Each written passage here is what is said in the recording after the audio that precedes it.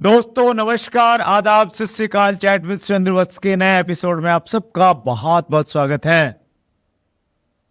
जब भी हमारे यहाँ कोई मेहमान आने की खबर होती है, हम कमिंग सून का एक छोटा सा वीडियो डालते हैं और उसमें अक्सर 1000, 1200, 1500, 2000 व्यूज आते हैं। लेकिन ये वाला जब हमने कमिंग सून का एपिसोड डाला, इंट्रो वीडियो, 12,000 से ज़्यादा व्यू अब तक हो चुके थे जिस दिन हम लोग इसको शूट कर रहे हैं। शायद 300 से ज़्यादा लोगों ने कमेंट्स किया था नीचे। सो अंदाज़ा लगा सकते हैं कि वो किस प्रकार की शख्सियत होगी, कितनी बड़ी उनकी फ़ैन फॉलोइंग है, डायरेक्ट सेलिंग में लोग कितना उनसे प्यार करते हैं। सो आइए हम स्वागत करते हैं एक ऐसी पर्सनैलिटी का जिन्होंने डायरेक्ट सेलिंग इंडस्ट्री को और बेहतर बनाने का जिम्मा अपने कंधों पे लिया है। डायरेक्ट सेलिंग इंडस्ट्री की गंदगी को ख़त्म करना चाहते हैं, डायरेक्ट सेलिंग इंडस्ट्री को उस मुकाम पे देखना चाहते हैं जिसकी ये हकदार है। एक एसोसिएशन है जिसका आपने पिछले दिनों खूब सारा नाम सुना होगा, अखबारों में, न्यूज चैनलों में, ADSCI। जी हाँ, केंद्र सरकार ने डायरेक्ट सेलिंग इंडस्ट्री को दिया लीगल स्टेटस। डायरेक्ट सेलिंग की संस्था ADSCI ने जताया आभार। इस निर्णय को बताया आत्मनिर्भर भारत की दिशा में एक बड़ा कदम। Association of Direct Selling Entities of India के प्रेसिडेंट संजीव कुमार जी हमारे मेहमान हैं। संजीव सर, बहुत बहुत स्वागत है चैट विद सुरेंद्र वत्स में। Thank you sir, thank you so much. Surendra sir, सबसे पहले चैट विद सुरेंद्र वत्स हिंदुस्तान के डायरेक्ट सेलिंग के सबसे बड़े शो में आपने मुझे आमंत्रित किया, इसके लिए बहुत बहुत शुक्रिया। Thank you so much. Thank you so much Sanjeev sir. आपके शब्दों की बड़ी वैल्यू है। जब भी आप कुछ बोलते हैं तो पूरी इंडस्ट्री उसको बड़ी गंभीरता के साथ में लेती है, और आपने सबसे बड़ा शो बोला है तो आज तक लोग सीरियस नहीं ले रहे थे, तो आज तो वो सीरियस ले लेंगे। Thank you. जैसे मैं बता रहा था संजीव सर, आपके कमिंग सून के वीडियो पे इतने सारे कॉम्प्लीमेंट्स थे सर, 4 घंटे लग गए। और उससे मालूम चला कि आपको लोग किस अंदाज में प्यार करते हैं, किस रूप में आपको देखते हैं। कुछ पढ़ के सुनाता हूँ। तीर्थेंद्रा तिवारी ने लिखा है, आ गया है वह समय जिसका था हमें इंतजार, आ रहे हैं डायरेक्ट सेलिंग के असली हीरो। श्यामलाल जी ने लिखा है, लाखों लोगों के दिलों की धड़कन, डायरेक्ट सेलिंग को पहचान दिलाने वाले महानायक, 21वीं सदी के हीरो। महावीर ने लिखा है, डायरेक्ट सेलिंग इंडस्ट्री को व्यवसायिक बिजनेस स्थापित करने वाले, सदी के महानायक, गरीबों के मसीहा और ईमानदारी नेक नीति के साथ में लाखों लोगों के घरों में आयुर्वेद के माध्यम से खुशियां लाने वाले डॉक्टर संजीव सर, आपका दिल की गहराई से हार्दिक स्वागत है। ओपी ने लिखा है, डायरेक्ट सेलिंग इंडस्ट्री को नई दिशा देने वाले लाखों लोगों के अन्नदाता डॉक्टर संजीव सर को कोटि कोटि प्रणाम। अमर जायसवाल ने लिखा है, डायरेक्ट सेलिंग में भी मिस्टर संजीव कुमार जी एक महादेव का रूप हैं, जो इस इंडस्ट्री को खराब कर रहे उनके लिए सबक सिखाने के लिए खुद महादेव अवतरित हुए हैं इस धरती पर, संजीव गुरु जी के रूप में। और संदीप फरमान ने लिखा है, लाखों दिलों की धड़कन, डायरेक्ट सेलिंग को नई पहचान दिलाने वाले डायरेक्ट सेलिंग के महानायक, गुरुओं के गुरु, महागुरु को मेरा कोटि कोटि प्रणाम। क्या खिलाते हो लोगों को? कुछ नहीं है। सबसे पहले तो इन सभी लोगों का बहुत बहुत शुक्रिया अदा करता हूँ कि इन्होंने इतने अच्छे कॉम्प्लीमेंट दिए। शायद मैं इसके लायक नहीं हूँ, लेकिन कोशिश करूँगा, मेहनत करूँगा कि ये मुझे कॉम्प्लीमेंट कनेक्ट कर पाए एक दिन। और बस ये प्यार है सर जनता का, आपका। नहीं देखिए, मैं ऑनेस्टली एक चीज मानता भी उस चीज को, आपसे पूछना भी चाहता हूँ। मेरा तो धंधा ही है लोगों से मिलना जुलना, बातचीत करना, और बहुत सारे लोगों से मैं मिल चुका हूँ। और लेकिन जिस प्रकार आपने पिछले 4-5 साल में इंडस्ट्री में एक अलग पहचान बनाई है, इंडस्ट्री तो बहुत पुरानी है, 25, मतलब हमारे यहाँ पे ऐसे भी लोग आए हैं जो 28-30 साल से डायरेक्ट सेलिंग में काम कर रहे हैं। लेकिन आपने जो एक अलग पहचान बनाई, एक अलग छवि बनाई, वो आपकी व्यूअरशिप से दिखती है, आपके इंटरव्यू से, आपके कमिंग सून के उस 1 मिनट के क्लिप से वो दिखती है। तो ऐसा क्या संजीव जी कर रहे हैं जो दूसरे लोगों को फॉलो करना चाहिए? मुझे डायरेक्ट सेलिंग बिजनेस एक अलग एक ऐसा मॉडल लगता है कि जैसा मॉडल मुझे नहीं लगता कि दुनिया में किसी बिजनेस का ऐसा मॉडल है। ये एक बड़ी पवित्र सी इंडस्ट्री है। मतलब जो आज का समाज है, जो आज की दुनिया है, जिस हिसाब से लोग जी रहे हैं या एक दूसरे के साथ काम कर रहे हैं या एक दूसरे से काम करवा रहे हैं, लेकिन वो जो कनेक्शन, जो आत्मीयता, जो प्रेम, जो भाव यहाँ पर मिलता है हमें। एक डायरेक्ट सेलर बनता है, बड़ा आदमी बन जाता है, लेकिन फिर भी एक छोटे आदमी से प्यार करता है, उसके घर भी जाता है, खाना भी खाता है। यहाँ गरीब अमीर की खाई नहीं है, जात पात की खाई नहीं है, यहाँ कोई छोटा बड़ा नहीं है, यहाँ सब सबकी भलाई की कामना करते हैं। तो ऐसा मुझे लगता है इससे बड़ा धर्म का और पवित्र काम शायद मेरे हिसाब से इस दुनिया में कोई नहीं है। तो उसी तरीके से इसमें पवित्रता होनी चाहिए, वही कमिटमेंट होने चाहिए और वही सच्चा भाव होना चाहिए इस इंडस्ट्री के प्रति। तो मुझे लगता है दुनिया की भगवान ने सबसे खूबसूरत इंडस्ट्री बनाई है। तो सच्चा भाव, कमिटमेंट, सारी दूरियां मिटा के काम करें तो संजीव जी जैसी ख्याति प्राप्त की जा सकती है। नहीं, हाँ बिल्कुल, मुझसे भी बेहतर बन सकते हैं। That's great. मेरे पास में बहुत सारे क्वेश्चंस हैं, मेरे दिमाग में, जहन में घूम रहे हैं, मैं आपसे पूछूंगा एक एक करके, लेकिन उससे पहले थोड़ा सा वो व्यूअर जो आपको नहीं जानते हैं, थोड़ा सा एक बैकग्राउंड बता दीजिए, अब तक की जर्नी कैसे रही? मैं आर्मी में जॉब करता था। 2007 में अचानक मुझे डायरेक्ट सेलिंग देखने का मौका मिला और इस इंडस्ट्री का जो नेचर ऑफ बिजनेस देख के मैं प्रभावित हुआ था कि यहाँ आपको अपने साथ साथ लोगों को भी कैरियर देना है, लोगों को भी बड़ा बनाना है, और आप बिना लोगों के बड़े बनाया बड़े नहीं बन सकते। और दूसरा लगा कि यहाँ कोई भी middle class, lower middle class, upper middle class या हायर क्लास, जो मर्जी चाहे वो यहाँ मान, सम्मान, पहचान और पैसा सब कुछ कमा सकता है। अब एक इंसान की जिंदगी में अगर मान, सम्मान, पहचान, पैसा कमाने का मौका कोई इंडस्ट्री दे तो मुझे लगा तो दुनिया की सबसे खूबसूरत इंडस्ट्री है। आए, काम किया, 2007 से 2013 तक काम किया, फिर एक बार इस इंडस्ट्री से मनी उठ गया, फिर रिजाइन कर दिया। अच्छा। और फिर अब जिंदगी में नेटवर्क मार्केटिंग नहीं करेंगे, ऐसा सोच लिया, लाइफ में कभी नहीं करेंगे, बिल्कुल काटा मार दिया जिंदगी में। फिर लेकिन वही है सर, ये एक ऐसी इंडस्ट्री है, ये ऐसा रस दे देती है कि इंसान रसपान करता ही रहता है। तो थोड़ा इसकी नॉलेज लेते रहे, ज्ञान लेते रहे, यार क्या सही होता है, क्या एथिकल होता है, क्या अनएथिकल होता है, क्या वाकई में इंडस्ट्री अनएथिकल है या ये एथिकल है। तो वो उस मझधार में फंसे रहे, लेकिन 2014 में उससे निकलने का मौका मिला। फिर 2014 से आज अपना काम कर रहे हैं। That's great, wonderful sir. एक चीज़ मैं व्यूअर को शेयर करना चाहता हूँ। देखिए, हमारे देश में डायरेक्ट सेलिंग इंडस्ट्री की शुरुआत 1990s यानी 1990 के बाद में हुई, और स्पेशली 1996 के बाद में कुछ विदेशी कंपनियां हमारे देश में आई, तो थोड़ा गति मिली डायरेक्ट सेलिंग इंडस्ट्री को। और डायरेक्ट सेलिंग की बात को रखने के लिए कुछ एसोसिएशन बनी हमारे देश में, वो एसोसिएशन काम करती रही और बहुत एक लंबा संघर्ष करना पड़ा। 2011-12 में डायरेक्ट सेलिंग के लिए एक बड़ा टफ टाइम था, और मैं भी पर्सनली उस समय डायरेक्ट सेलिंग एसोसिएशंस के साथ में क्लोजली कनेक्ट हुआ। लगभग 11 सालों से मैंने बड़ी नज़दीक से चीज़ों को होते हुए देखा है। हम सब लोगों की एक डिमांड थी कि डायरेक्ट सेलिंग के लिए रूल्स आने चाहिए। 2016 में रूल्स आ गए। फिर डिमांड थी कि डायरेक्ट सेलिंग के लिए गाइडलाइन पहले डिमांड थी गाइडलाइंस आनी चाहिए, मॉडल गाइडलाइन आ गई, फिर रूल्स आ गए 28 दिसंबर 2021 को। और अभी डायरेक्ट सेलिंग में अमेंडमेंट्स आए हैं, रूल्स में कुछ कमी रह गई थी, तो अभी जून 2023 में अमेंडमेंट्स आ गए हैं। तो बहुत सारे लोगों ने बहुत सारा काम किया, लेकिन स्पेशली अभी जो अमेंडमेंट्स आए हैं जिसकी बहुत ज़्यादा दरकरार थी, एक डेफिनेशन मिसिंग थी कहीं ना कहीं हमारे रूल्स में, वो आ गई है। तो उसको दिलाने में जिस एक एसोसिएशन का सबसे बड़ा योगदान रहा, वो एसोसिएशन है ADACI, और उसके प्रेसिडेंट संजीव सर हमारे बीच में हैं। पहली चीज़ तो संजीव सर, आपका बहुत बड़ा योगदान है, मैं अंदर तक उस चीज़ को जानता हूँ। तो पूरी इंडस्ट्री की तरफ से मेरे पास में मौका है आपका धन्यवाद करने के लिए। Thank you so much. और आपको सैल्यूट करने के लिए। आपने इंडस्ट्री के लिए बहुत अच्छा काम किया है, बहुत बड़े कन्फ्यूजन को आपने दूर करवा दिया है। एक बात छोटा सा कहना चाहूँगा सर, और ये जान के आप बड़े आश्चर्यचकित होंगे और शायद भरोसा ना करें, मैंने लड़ना आपसे सीखा है। अरे सर। देखिए सर, जब ये इंडस्ट्री 2011-12 के उस दौर से गुजर रही थी सर, तो आपने एक ऐसी लड़ाई लड़ी जो इतिहास बन गई देश में।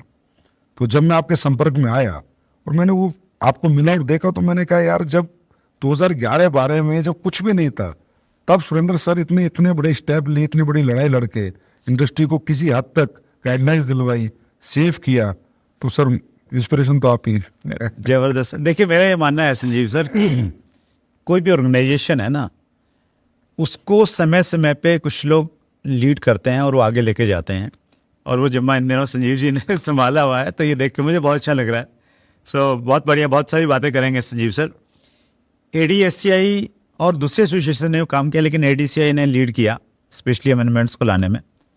आगे क्या प्लानिंग है? ADSCI अब गवर्नमेंट से क्या चाह रही है कि इंडस्ट्री के लिए क्या होना चाहिए? सर ADSCI चाहती है कि इंडस्ट्री को वही रेपो मिले जिसकी हकदार है, और इंडस्ट्री को हिंदुस्तान का हर आम नागरिक समझे। वो हमारे साथ एसोसिएट हो चाहे ना हो, लेकिन वो हमारी इंडस्ट्री को उन्हीं नज़रों से देखे जिसके लायक इंडस्ट्री है, जो यहाँ पर आत्मीयता है, जो प्यार है, जो रोजगार है, जो हर बच्चे को आज एम्प्लॉयमेंट होने का मौका मिल रहा है यहाँ पर, बड़े को बुजुर्ग को एज लिमिट नहीं, कास्टिज्म नहीं, कुछ तो नहीं है यहाँ पर। राइट। तो वो हमारे को अधिकार मिलने चाहिए, और उसके लिए हम लोग चाहते हैं कि गवर्नमेंट इथिकल और अनइथिकल का डिफरेंस थोड़ा क्रिएट करे।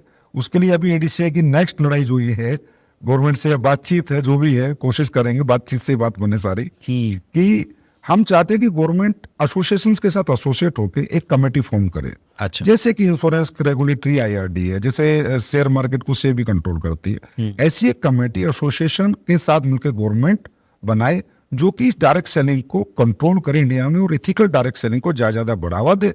और जो अनइथिकल डायरेक्ट सेलिंग है, जो बिल्कुल ही एक नए उसी माइंड से आते हैं कि भाई यहाँ लोगों के इमोशंस का फायदा उठाओ, लोगों के रिलेशंस का फायदा उठाओ, कुछ भी प्रोडक्ट बेचो, कुछ भी प्लान बनाओ, नॉन कैलकुलेटिव प्लान बनाओ, कहीं से उठा के प्रोडक्ट बेच दो, ऐसे लोगों पे थोड़ा कड़ा शिकंजा गवर्नमेंट कसे। उसकी हमारी बातचीत अभी गवर्नमेंट से चल रही है। मैंने संजीव सर हमारे 50वें एपिसोड में, जो हमारा गोल्डन जुबली एपिसोड था, हेम पांडे सर हमारे गेस्ट थे, उनसे मैंने स्ट्रेट फॉरवर्ड यही प्रश्न पूछा था कि सर हम चाहते हैं कि डायरेक्ट सेलिंग पे रेगुलेटरी बॉडी बने, कब बनेगी? तो उनका रिप्लाई था कि अभी आपकी इंडस्ट्री का साइज़ बहुत छोटा है, गवर्नमेंट को अगर कोई नई चीज़ लेके आएगी तो उसमें मैन पावर चाहिए, उसमें पैसा लगेगा, तो आपकी इंडस्ट्री का साइज़ अभी इतना बड़ा है ही नहीं। साइज़ बड़ा होगा तो शायद सरकार उस बारे में सोचेगी। तो साइज़ बड़ा कैसे हो इंडस्ट्री का, सब लोग मिलके और बड़ा काम करें, कितना पोटेंशियल आपको दिखता है इंडिया में? देखिए सर, साइज इंडस्ट्री का जब ही बड़ा हो सकता है जब ये स्विचनेस खत्म हो। मतलब ये जो अभी कोई कंपनी आएगी, अचानक से किसी को इम्प्रेस करेगी, अपने उल्टे सीधे प्रमोशन करेगी। साइज बड़ा होता है सर जो कंपनियां ऑलरेडी स्टेब्लिश कंपनियां हैं, चाहे वो 50 हैं, चाहे वो 100 हैं, चाहे 200 हैं, लेकिन जो स्टेब्लिश कंपनियां वहीं पर रहकर लोग बड़ा काम करें। क्योंकि जब ये स्विच होता है इधर से उधर, तो कहीं ना कहीं टर्नओवर्स में फर्क पड़ता है, कहीं ना कहीं डिस्टर्बेंस क्रिएट होता है, कहीं ना कहीं एथिकल अनइथिकल की लड़ाइयाँ शुरू हो जाती हैं, कहीं ना कहीं मार्केट में एक नेगेटिव मैसेज आता है। जैसे आज आप देखिए कि आज आप देख रहे हैं कि कोई लीडर कहीं इधर उधर जाता है तो यूट्यूब वगैरह पे आके, फेसबुक वगैरह पे बातें करता है, तो जो आम जनता है वो ये देखती है कि यार ये इंडस्ट्री शायद हमारे लायक नहीं है। हमें आम जनता को ये बताना होगा, अपनी इंडस्ट्री को इतना एथिकल वे में करना होगा कि आम जनता ये भरोसा करे, yes I will be the part of this industry. मैं बेशक इस इंडस्ट्री में काम ना करूं, क्योंकि सर ये ओनली फॉर एम्प्लॉयमेंट नहीं है, ओनली फॉर मनी नहीं है, ये प्रोडक्ट बेस्ड इंडस्ट्री है। मैं इस कंपनी के साथ काम ना करूं लेकिन इसका प्रोडक्ट यूज करूं।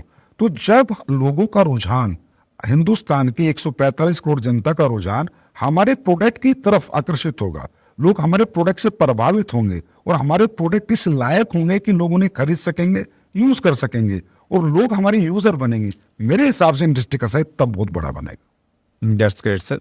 एक प्रश्न मैं और पूछना चाहता हूँ, उसको कहीं ना कहीं आपने टच किया। ऐसे कुछ उदाहरण देखने को मिलते हैं, एक व्यक्ति किसी ठीक ठाक अच्छी कंपनी में काम कर रहा था, रेप्यूटेड कंपनी थी, पुरानी कंपनी थी, पैसा भी ले रहा था, नेटवर्क भी था, वो अचानक किसी ऐसी जगह चला जाता है जिसका फ्यूचर एक आम आदमी भी समझ सकता है कि अंधकार में है, शायद पैसा मिल जाएगा उसको ज़्यादा। तो ऐसी प्रवृत्ति क्यों होती है लोगों की? आपने भी कुछ लोगों को देखा होगा और उनके संपर्क में कुछ लोग आते हैं, तो उनको आप क्या संदेश देना चाहेंगे सर? सर मुझे लगता है मतलब ये इंडस्ट्री तो इतनी इमोशनल इंडस्ट्री, इतने टच रहता है एक लीडर का अपने डाउनलाइन से, डाउनलाइन का अपने अपलाइन से, एक सालों का रिश्ता हो जाता है, सालों साथ काम करते हैं, सालों साथ घूमते हैं, सालों टूर करते हैं। मैं तो कहता हूँ भाई से भी ज्यादा बड़े रिश्ते बन जाते हैं लोगों के। लेकिन अगर एक व्यक्ति किसी भी ऐरी गैरी कंपनी में आकर किसी लालच में अगर जा रहा है, देखिए सर बिना लालच के कोई नहीं जाता, कोई ना कोई लालच उसको वहां पर मिलता है तो उसको लगता है मैं जो यहाँ नहीं कर पाया इससे ज्यादा वहां कर पाऊंगा। अच्छा, कुछ लोग तो कमाते कमाते भी स्विच करते हैं, आप देख ही रहे हो, क्रिप्टो में भी स्विच करते हैं, इन्वेस्टमेंट प्लान में स्विच करते हैं, कुछ ऐसी कंपनी में स्विच करते हैं प्रोडक्ट बेस्ड, जिनका प्रोडक्ट सिर्फ एक मखोटा है, प्रोडक्ट सिर्फ मखोटा है, लेकिन वो लोग सिर्फ अपने लालच के लिए, हजारों लोग जिन्होंने उससे प्यार किया, हजारों लोग जिन्होंने उसे अपना आइडल माना, हजारों लोग जिन्होंने उसे अपना गुरु माना, उसको छोड़ के वो निकल जाता है। लेकिन छोड़कर नहीं निकलता सर, उनको ले जाने की भी कोशिश करता है। अच्छा जब लगे कि अगर एक व्यक्ति कहीं जा रहा है, उसको नहीं समझ में आ रहा, तो अगर उसमें वाकई में ही सेल्फ डिसीजन मेकर है, वाकई में वो अपने डिसीजन पे गर्व करता है, तो उन लोगों को ना लेके जाए, अकेला जाए, काम करके दिखाए। लेकिन इसी वजह से इंडस्ट्री के अंदर जो हम चाहते हैं कि इथिकल वे नेटवर्क मार्केटिंग हो, इथिकल हमारे आम समाज हमें इज्जत दे, सम्मान दे, ये सब चीजें बंद होंगी सर एक दिन, ऐसा जरूर होगा। लेकिन मैं यही कहूंगा कि ऐसे इनको मैं क्या बोलूं, ये लीडर नहीं, मतलब लीडर ही है, ऐसे लालची लोगों के साथ अगर कोई व्यक्ति लालच में जिंदगी लगाएगा तो कभी ना कभी खत्म होगा, और कोई कैरियर में जिंदगी लगाएगा तो उसका कैरियर पक्का बनेगा। तो लोगों को अपने कैरियर पे ध्यान देना है, लालच पे ध्यान नहीं देना। ऐसे लालची लोगों को बाइकआउट करें। और अभी हम लोग तो एक रूल ला रहे हैं DCI में कि जो भी लोग बड़े बड़े लीडर्स इधर उधर स्विच होते हैं उनको हम ब्लैक लिस्टेड करने वाले हैं। अरे वाह। और ब्लैक लिस्टेड करने के बाद हम अपनी वेबसाइटों पे डाल देंगे, वो हिंदुस्तान की जितनी भी बड़ी कंपनी उनमें कहीं भी जीवन में ज्वाइन नहीं कर सकता। अगर वो एक बार इन्वेस्टमेंट प्लान में चला गया है तो अब जीवन भर इन्वेस्टमेंट करेगा, प्रोडक्ट बेस में हम उसे लाने नहीं देंगे। क्या बात है सर। आई थिंक मलेशिया में एक ऐसा कानून है, कानून नहीं मतलब एसोसिएशन ने ऐसा बनाया हुआ है कि जो लोग अनएथिकल प्रैक्टिस, और ये कुछ गिने चुने लोग रहते हैं सर, वो इधर उधर शिफ्ट होते रहते हैं, माहौल खराब करते हैं कहीं ना कहीं। मतलब जैसे पुलिस पे लिखा रहता है ना कि भाई ये जो है ना ये फरार बंदे हैं, तो वैसा कुछ आप प्लान कर रहे हैं कि ऐसा कुछ लेके आएंगे? करेंगे ना सर, इंडस्ट्री एक हो रही है धीरे धीरे, सारी एसोसिएशन से एक हो रही है, सभी लोग आपस में बात करते हैं, सब लोग आपस में जुड़ चुके हैं, तो बातें चल रही है कि इन्हें ब्लैक लिस्टेड किया जाए। आज आप इन्वेस्टमेंट प्लान में चले जाओ तो 1-1.5 साल आप वहाँ पैसा बनता है, नहीं बनता, उसके बाद आप प्रोडक्ट बेस ढूंढते हो। तो आप एक ही अपना एक ही डिसीजन लो ना, अपने डिसीजन पे मतलब अपने डिसीजन पे काबिज रहो, दिखाओ दुनिया को कि यार मैंने डिसीजन लिया, I take the decision and make the right.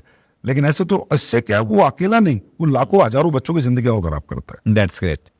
एक बड़ा प्रश्न है सर, ये प्रश्न बहुत सारे लोगों ने पूछा है।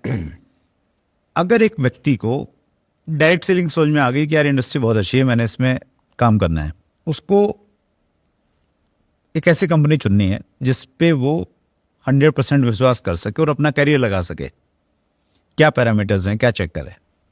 सर देखिए, किसी ने कहा है कि आप किसी की बातों में ना जाए, कागजों में जाए। जो कागज बोलते हैं वो कागज जो बता सकते, वो बातें नहीं बता सकती। तो आपको सबसे पहले तो ये चेक करना है कि किस भी कंपनी में मैं जा रहा हूं, उसके प्रमोटर्स जो हैं, उसके डायरेक्टर्स को, उनका बैकग्राउंड क्या है, वो किस बैकग्राउंड से आए, क्या वो एक विजन के साथ आए, एक मिशन के साथ आए, या वो भी एक अपनी छोटी सी दुकान खोल के छोटे मोटे पैसे बटोर के भागने के लिए आए। क्योंकि इंडस्ट्री का बदनाम होने का कारण ही ये रहा है कि लोगों ने अपने कैरियर लगाए, कोई 1 साल में गया, कोई 1.5 साल में गया, प्रोडक्ट भी लेके आया, कोई प्लान भी लेके आया, ऑफिस भी खोला, सॉफ्टवेयर भी बनाया। तो इसके लिए आपको सबसे पहले ये समझना है कि आपके जो प्रमोटर्स हैं उनका बैकग्राउंड क्या है, उनका मिशन क्या। उसके बाद आप डायरेक्ट सेलिंग की रूल्स जो आज आए हैं उन्हें कंपनी कितना फॉलो कर रही है, उसका जो एग्रीमेंट हो रहा है अपने डायरेक्ट सेलर के साथ वो कितना स्ट्रॉन्ग है, for company and for direct seller also, दोनों के लिए वो एग्रीमेंट कितना स्ट्रॉन्ग है। फिर वो जो प्रोडक्ट दे रहा है, वो प्रोडक्ट के ट्रेडमार्क क्या उसके हैं या वो किसी के भी लेके बेच रहा है, जिससे वो प्रोडक्ट ले रहा है या बना रहा है वो तो उनके ऊपर है। तो वो प्रोडक्ट जो ले रहा है या बना रहा है, वो प्रोडक्ट के क्या उनके पूरे पैरामीटर्स पे कंप्लीट है, क्या वो लैब टेस्टेड है, क्या वहाँ R&D हुई है। उसके बाद आपका जो प्लान आप दे रहे हो मार्केट में, वो एक लालच तो नहीं फेंक रहे, क्या कैलकुलेशन है, क्या मैथमेटिकली कैलकुलेटेड है, क्या उस प्लान में परसेंटेज दिखा के बताया जा सकता है कि आज ये आपने जो बोला ये मेरे को जीवन में कैसे मिलेगा, क्या ये कोई आपको ब्रीफ कर सकता है कि ये पैसा यहाँ से आएगा। तो वो सारे पैरामीटर्स, पेपर्स, गवर्नमेंट के सारे कंप्लायंस, प्रोडक्ट की लीगल मेट्रोलॉजी से आपका जो लेवल है वो लीगल मेट्रोलॉजी डिपार्टमेंट से अप्रूव है नहीं, तो बहुत सारी चीजें हैं। हमारे लोग, हिंदुस्तान के जो लोग हैं वो बहुत प्यारे और बहुत इमोशनल होते हैं और वो मीठी मीठी बातों में आ जाते हैं। वो समझ में जब आता है जब गाड़ी छूट चुकी होती है या 2-3 साल जीवन के खराब कर लेते। हमारे एक मेहमान थे सर सुनील गुप्ता, तो उनसे मैंने प्रश्न पूछा डायरेक्ट सेलिंग कंपनी कैसे चूज करनी चाहिए। उन्होंने कहा कि ये एक बहुत सीरियस काम है और उन्होंने बताया कि जब मैंने ज्वाइन किया, उन्होंने लगभग 20 साल पहले ज्वाइन किया था किसी कंपनी को, उन्होंने कहा कि मैंने उस समय 1 साल लगाया कंपनियों को चेक करने में, कौन कौन सी कंपनियां हैं, क्या प्रोडक्ट है, क्या सिस्टम है, और उसके बाद मैंने डिसाइड किया। और वो 20 साल से की कंपनी के साथ में जुड़े हुए हैं। तो कहीं ना कहीं दिक्कत ये रहती है, मामा जी ने बोल दिया, चाचा जी ने बोल दिया, बुआ जी का लड़का नाराज हो जाएगा, तो इसलिए मैं जुड़ जाता हूँ, और कहीं ना कहीं फिर इसलिए प्रॉब्लम्स आती हैं। तो ये एक मतलब सबसे इम्पोर्टेंट टास्क है कंपनी का चुनाव करना। कंपनी का चुनाव करते समय सबसे बड़ा ध्यान रखना चाहिए, आप कंपनी की पूरी केस स्टडी करें, आप किसी की भी बातों में ना आए। आप पेपर्स की स्टडी करें, आप प्रोडक्ट की स्टडी करें, आप एकदम क्यों जुड़ रहे हैं, आप प्रोडक्ट लें, उसकी यूज करें, उसके रिजल्ट लें, मार्केट से कंपैरेटिबल प्राइस लें, सब कुछ लेना। आप तो हकदार है, आप तो फ्रीडम में, आपको कोई जबरदस्ती थोड़ी आ सकता है कि आप मेरी कंपनी चुनाव कर लें। देखिए सुरेंद्र सर, सबसे बड़ी बात आज हिंदुस्तान के अवाम को ये जानने की है कि 1,72,000 कंपनी 1996 से लेके 2023 तक भारत में एमएलएम के सॉफ्टवेयर ऑफिस बना के बन चुके हैं। और आज उसमें अगर आप बात करें इंडियन और फॉरेन दोनों कंपनियां मैं मिला लूं, तो आज ज्यादा से आप लोग खूब तसल्ली से ढूंढ ले तो 20 कंपनी मिलेंगी। सर ये कहाँ गए, 1,72,000 कंपनियां खुल के कहाँ गई, किन लोगों ने खोली होंगी, कितने लोगों को जोड़ा होगा? तो ये इसलिए तो इंडस्ट्री का साइज नहीं बढ़ता ना। और आप एक चीज और देखिए सुरेंद्र सर, आज जितने भी हमारे अचीवर्स है आपके प्लेटफॉर्म पे, तो मुझे लगता है सारे अचीवर्स आ चुके हैं। आप सभी की केस स्टडी कीजिए ना सर, केस स्टडी सबसे ज्यादा सच बोलती है। जो लोग 10-10 साल 15-15 साल से एक कंपनी, वो इंडिया के टॉप अचीवर है। 2-2 साल 1-1 साल वाला एक अचीवर बता दो सर आप, नहीं रहता। जो आपके प्लेटफॉर्म पे आए। हम तो कोशिश करते हैं सर ऐसे लोगों को इंट्रोड्यूस नहीं करें, है कि नहीं? क्योंकि सर वहीं पर बेस बनता है। एक प्रश्न है सर, इसी से संबंधित है, प्रणव का प्रश्न है ये, सर मार्केट में जो प्रोडक्ट बेस्ड कंपनी काम कर रही हैं, जिनके खुद के मैन्युफैक्चरिंग प्लांट नहीं है, उनका फ्यूचर क्या है? देखिए, मैन्युफैक्चरिंग प्लांट होना कोई क्राइटेरिया नहीं है, एज ए गवर्नमेंट रूल्स भी मैं बात करूं, लेकिन डायरेक्ट सेलिंग का जो पर्पस था ना, जो डायरेक्ट सेलिंग बनी थी 1903 में, डायरेक्ट सेलिंग इसलिए बनी थी कि जो कंपैरेटिबल प्राइस के जो प्रोडक्ट मार्केट में जाते हैं, उन मार्केट को compete नहीं कर सकते थे क्वालिटी से। तो क्वालिटी प्रोडक्ट बने और लोगों को रेफरेंस देके दे सकें, इसके लिए एक अच्छा प्रोडक्ट बनाने की जरूरत इस इंडस्ट्री में होती है। क्योंकि इंडस्ट्री रिलेशन बेस्ड इंडस्ट्री है, इमोशन बेस्ड इंडस्ट्री है। अगर आपने मुझे कोई प्रोडक्ट दिया और मुझे उसका रिजल्ट नहीं आया, तो मेरे और आपके रिलेशन भी खराब हो जाएंगे। आपने मुझे कोई साबुन दी और उसमें नहाने में मजा नहीं आया, रेट भी ठीक नहीं, तो मेरे आपके रिश्ते और खराब हो जाएंगे। तो इस बात को मद्देनजर रखते हुए ये बहुत sensitive industry for product. Plan is a by part of product, plan is secondary, product is primary. अगर प्रोडक्ट प्राइमरी है तो मैन्युफैक्चरिंग आप खुद कर रहे हैं, तो उसमें यह है कि आपको तसल्ली हो जाती है कि जी मेरी आंखों के सामने बन रहा है, जो डल रहा है। और आप किसी से ले भी रहे तो ऑथेंटिक मैन्युफैक्चरर से लें, जिसके पास सारे लैब रिपोर्ट्स हो, R&Ds हो, जिसका एक अच्छा सेटअप हो, जो गवर्नमेंट के सारे कंप्लायंस पूरा कर रहा हो, तो उससे भी आप लेके चला सकते हैं। लेकिन मुझे लगता है एक समय पर अगर आप कुछ ग्रोथ कर लेते हैं तो आपको मैन्युफैक्चरिंग में जाना चाहिए। Right, that's great sir. आपकी लीडरशिप में बहुत सारे लोगों ने बड़े मुकाम हासिल किए हैं। तो एक प्रश्न मैं वो लेना चाहता हूँ, क्योंकि आपके पास में ना सारे अनुभव हैं।